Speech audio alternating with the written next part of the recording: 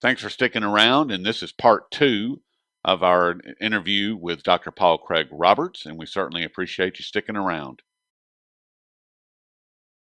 Speaking of Putin and Trump negotiating with Putin, Craig, one thing that I'm still trying to make heads and tails of was the announcement, I guess, about a week and a half ago that Putin made that he was going to pull the Russian military out of Syria. And we were wondering what your take is on that, or if you can help us make some sense of it. Well, yes, this is a brilliant stroke, in my view. Putin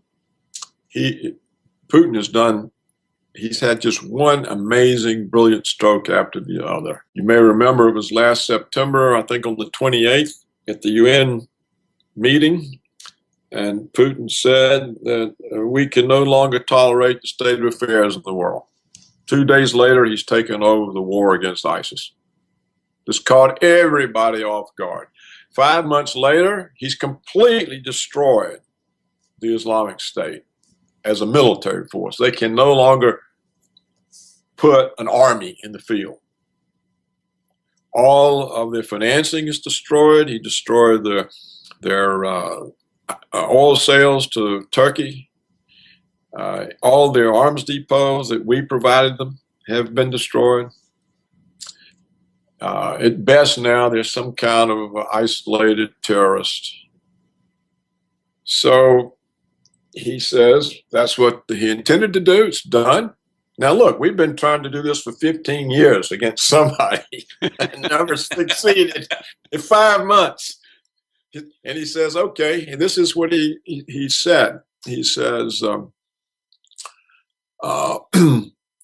we have established the conditions for peace. We hope the parties involved show common sense. If not, he says if Washington or other parties to this agreement abuse these conditions, quote, Russia can, in several hours, build up its forces in Syria to a size capable of dealing with an escalating situation and use the entire range of means at its disposal. So he said, you know, it only takes us several hours. We're back. So we hope you show common sense. Now, what the neocons have tried to do, they've tried to say that Putin's withdrawal, oh, see, he's weak, he's pulling out. Well, that's not what Putin said. He didn't say anything like that. He said, okay, we've created, the exact quote, we have created the conditions for peace in Syria. We hope the parties involved would show common sense.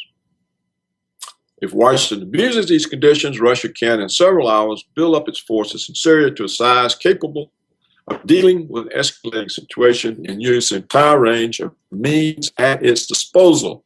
Our uncompromising attitude to terrorism remains unchanged.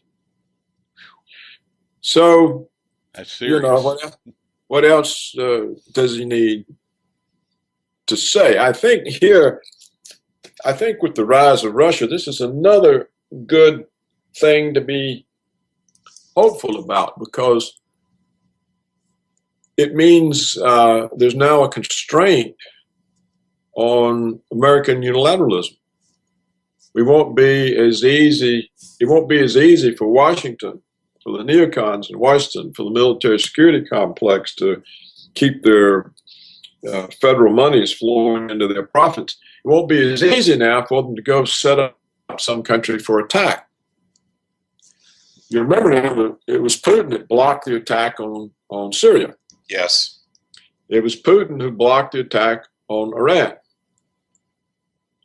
And so this is the reason that the neocons hate him so much. It's the reason for Ukraine. But of course, the policy we launched in Ukraine has failed as well. he kind of diffused that. I mean, he couldn't prevent it, but he went in and took Crimea back, and he kind of diffused what the U.S. was doing over there. That's right. And of course, Ukraine is in complete chaos politically, economically.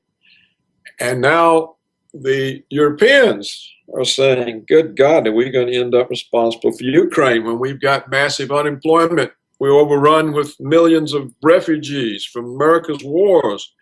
And now America has given us Ukraine to take care of. You see what Putin is really doing.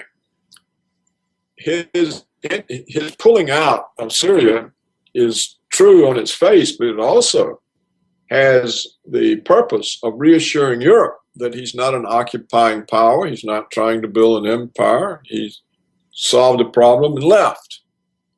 And now go ahead, make the peace. Here you have. I've given you the opportunity. So the Europeans are starting to see that this is the real leader. He doesn't have evil intentions against them or anybody else. And he's banking on Europe disengaging from Washington's control and becoming a real independent power, or having independent foreign policy and independent economic policy, of ceasing to be a conduit for Washington. Want the individual nation states of Europe have to disengage from NATO? Yes. Yes. How would that be accomplished? Either they will disengage or they will use NATO to control Washington. They'll just say, no, we're not going to do that. We're going to do this. Here's the vote.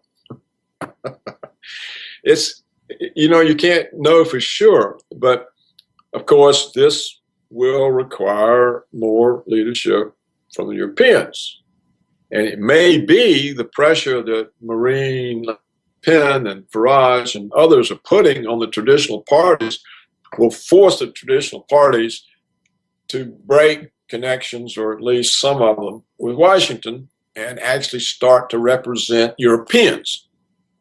You see, Cameron, Merkel, Hollande, they don't represent the British, the Germans, the French. They represent Washington. That's who they represent.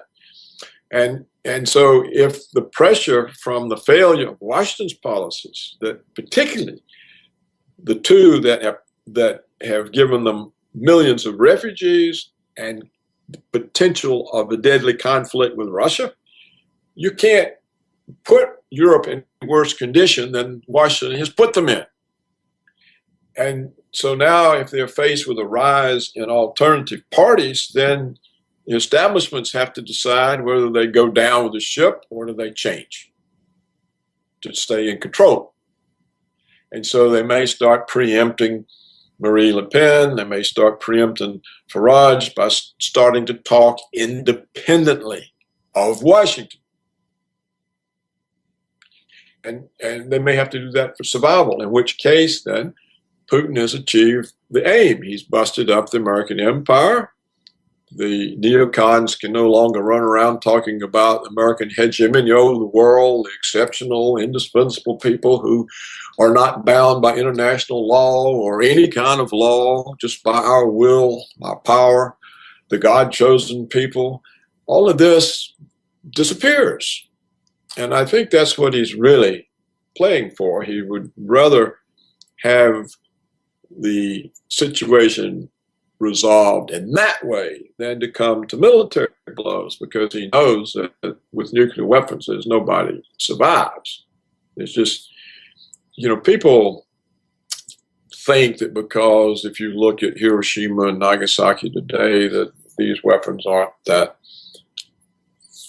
damaging because you've got two great massive cities there. The thing is, the atomic bombs are minute compared to the hydrogen bombs. And the current thermonuclear weapons are about 17,000 times more powerful than the ones we used on Japan. And so it doesn't take very many of those just to wipe out vast quantities of people, in fact, to make life unlivable. I mean, just look at all the trouble that's coming from the failure of one nuclear plant, Fukushima. Just look at that. I mean, this is just one nuclear plant that fails. Now imagine if you had all these weapons used in some way. A lot of scientists have said that if the United States or Russia used only 10% of its current arsenal, that life on Earth would cease to exist.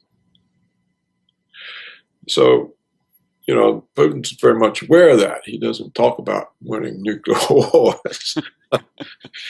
Like the idiots in Washington talking about winning nuclear wars. And this crazy William Crystal that runs around saying, what's the use of nuclear weapons if you can't use them? So I think that if you put all this in context, you see that Putin realizes that the United States, under control and influence of the neoconservatives and the just homegrown American hubris and arrogance, is a threat to life on Earth. And that Russia is not prepared to become a vassal to avoid this threat and has to defeat it, but in a peaceful way. And that's what his policy is. And that's what we see him doing over and over. When the Ukraine coup happened and went crazy, Russia could have taken Ukraine in probably 2 days. Why didn't he do it? I mean, Ukraine couldn't have done anything about it if the Russian army came in there. He could have hung all of the puppets we appointed. Probably 48 hours, 76 hours. The whole thing would have been over with. He could have said, well, not just Crimea has come back to Russia, but Ukraine. It's been with us for 300 years. The Americans tricked us out of it when the Soviet Union collapsed, but it's now back where it belongs, and nobody would have done anything. Why didn't he do that?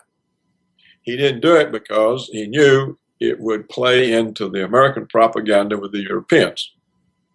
And he's more interested in busting up American control of Europe than he is in taking Ukraine back.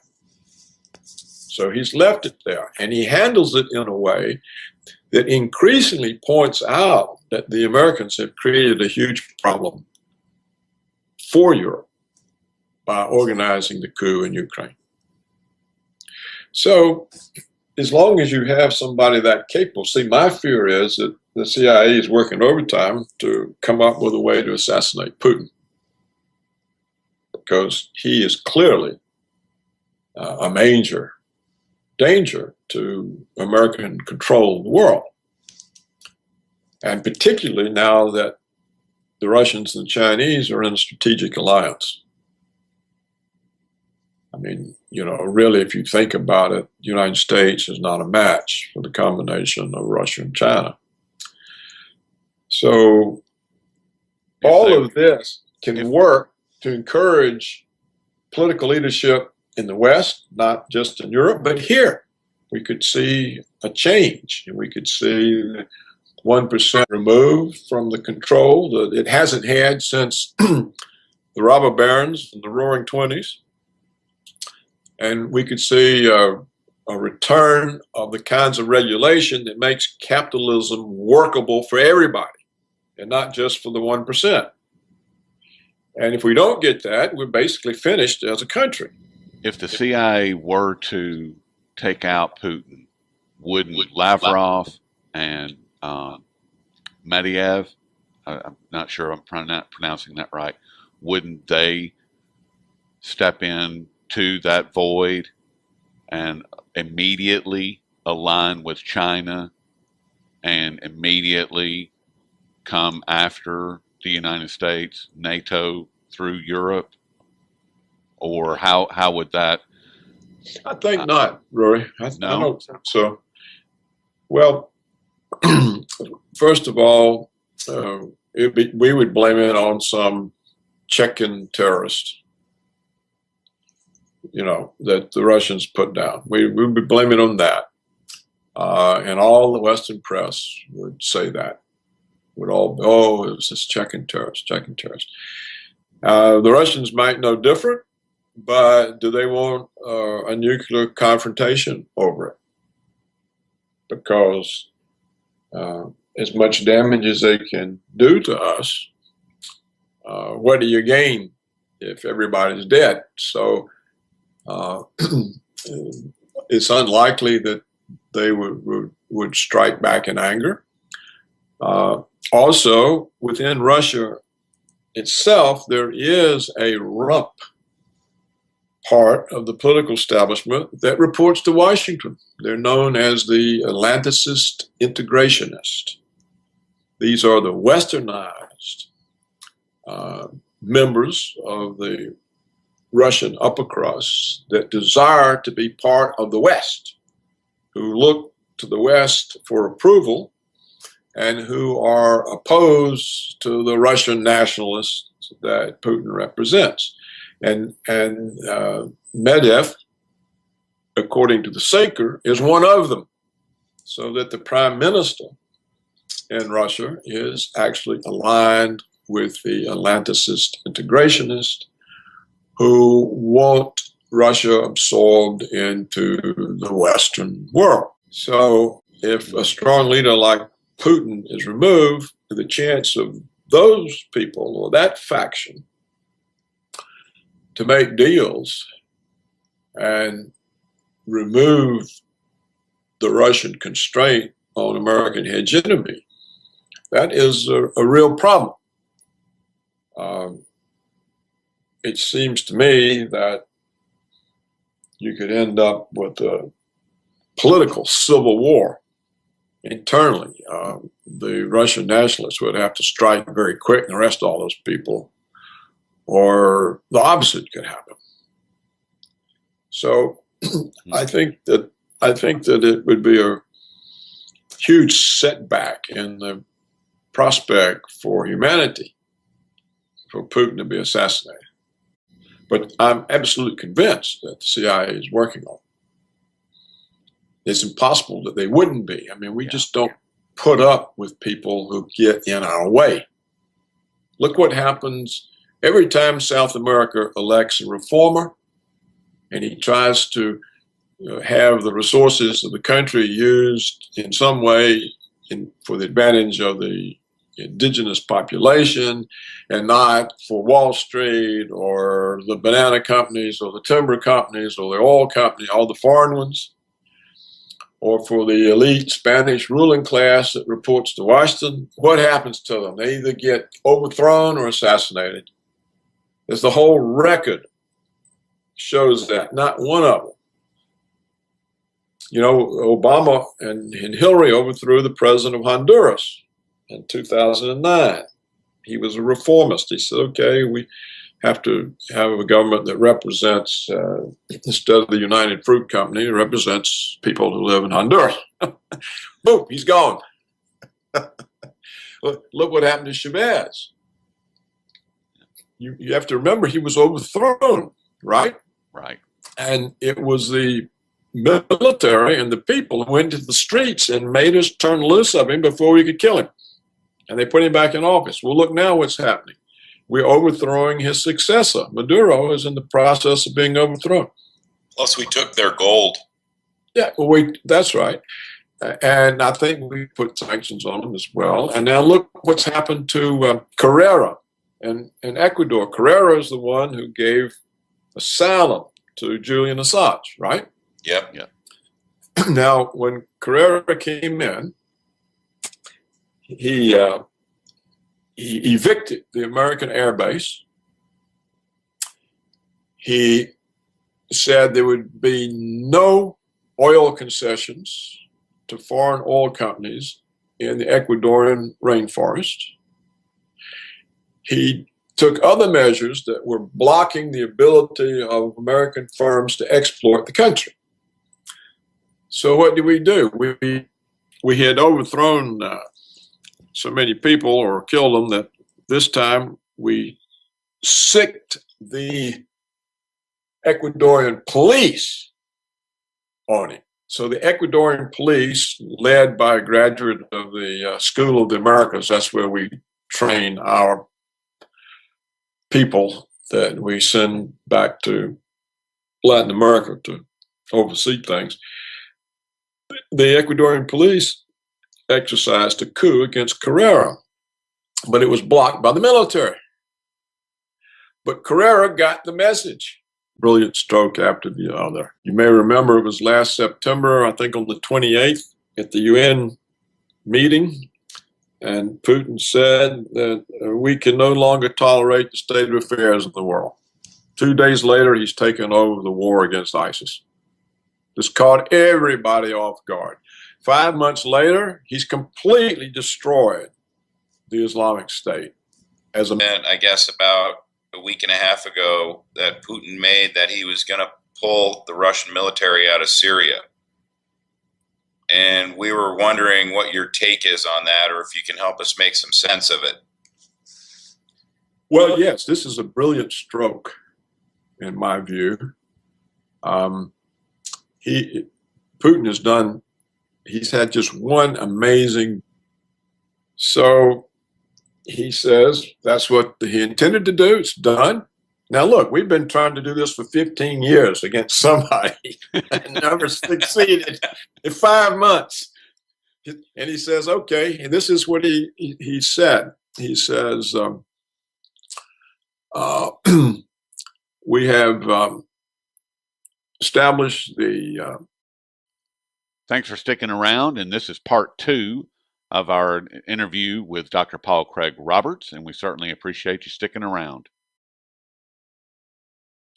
Speaking of Putin and Trump negotiating with Putin, Craig, one thing that I'm still trying to make heads and tails of was the announcement. Military force. They can no longer put an army in the field. All of their financing is destroyed. He destroyed their oil sales to Turkey. All their arms depots that we provided them have been destroyed. At best now, there's some kind of isolated terrorist